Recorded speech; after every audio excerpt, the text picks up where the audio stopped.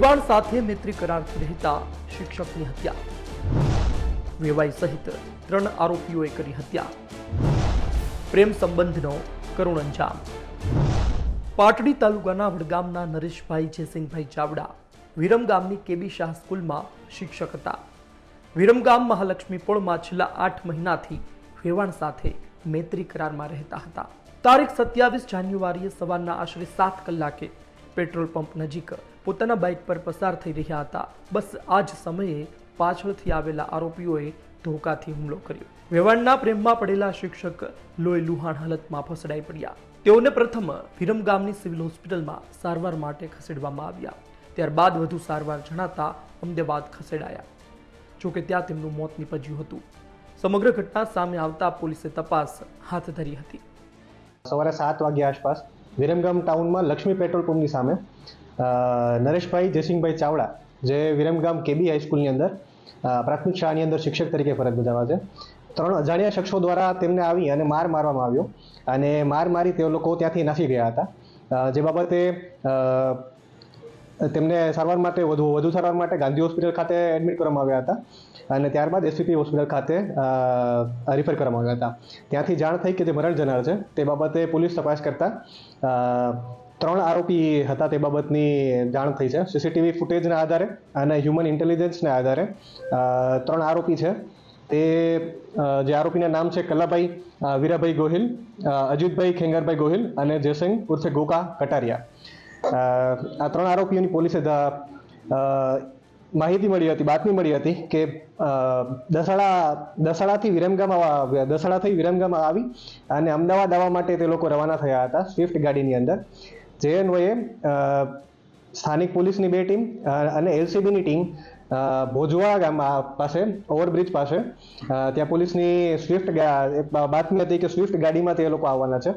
તે આધારે તે લોકોની અટક કરીને ધરપકડ કરી છે પોલીસે। સર, આરોપીઓ કોણ છે, શા માટે હત્યા?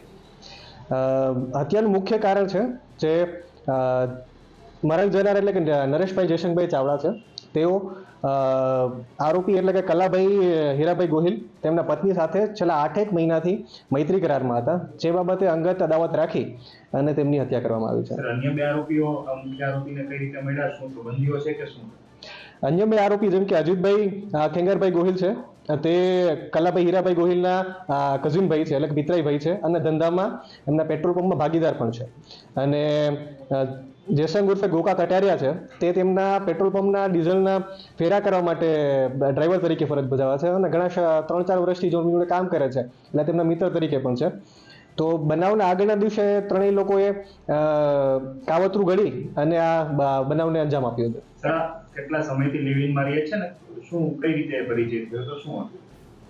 બંને વચ્ચે મરણ જનાર એટલે કે નરેશભાઈ જયસિંહભાઈ ચાવડા અને કલાભાઈ હીરાભાઈ ગોહિલ બંને વચ્ચે વેવાઈનો સંબંધ છે। એટલે કે નરેશભાઈનો પુત્ર અને કલાભાઈની પુત્રી બંને વચ્ચે આશરે 1.5 વર્ષ પહેલા સગાઈ થઈ હતી અને તેના આધારે બંને પરિચયમાં આવ્યા હતા। અને નરેશભાઈ અને જેમના જોડે મૈત્રી કરારમાં રહે છે તે અલકાબેન હર્ષાબેન છે, તે લગભગ આશરે 8 મહિનાથી વિરમગામ ખાતે મૈત્રી કરારમાં જોડે રહે છે। સાહેબ, હત્યાના કાવતરા સાથે જ આવ્યા હતા કે માર મારવામાં આવ્યો તો ના કે આ લોકોના અનૈતિક સંબંધ જ કારણભૂત છે કે કોઈ બીજું કંઈ કારણ આવ્યું? હાલની તપાસના આધારે એવું કહી શકાય કે મુખ્ય અંગત અદાવતને ધ્યાનમાં રાખીને જ બનાવને અંજામ આપ્યો છે। મૂળ વાત તે છે કે મરણ જનાર શિક્ષક નરેશભાઈ ચાવડાના આરોપીના પત્ની સાથે પ્રેમ સંબંધ હતા। છેલ્લા 8 મહિનાથી હર્ષાબેન સાથે મૈત્રી કરાર કરી વિરમગામ મહાલક્ષ્મી પોળમાં ભાડાના મકાનમાં બંને રહેતા હતા। મનદુખ રાખી આરોપીઓએ હુમલો કર્યો। શિક્ષક નરેશભાઈની પુત્રીની સગાઈ હર્ષાબેનના પુત્ર સાથે અગાઉ કરી હતી। તે સમયે બંને નજીક આવ્યા હતા। વેવાઈ વેવાણ પ્રેમમાં છે તે વાત જાહેર થયા બાદ બંને કુટુંબના દીકરા દીકરીની સગાઈ તોડી નાખવામાં આવી હતી। શિક્ષક નરેશભાઈ પર હુમલો થયો તે ઘટના સીસીટીવીમાં કેદ થઈ હતી। વિરમગામ પોલીસે હત્યાના 3 આરોપીઓને તાત્કાલિક ઝડપી પાડી ઘટના સ્થળ પર લઈ જઈ રિકન્સ્ટ્રક્શન હાથ ધર્યું હતું। હવે જોવું રહ્યું કે આરોપીઓ પાસેથી પોલીસ શું નવા રાઝ ખોલાવે છે। સંવાદદાતા સાજિદ બેલીમનો અહેવાલ, ગુજરાત તક, સુરેન્દ્રનગર।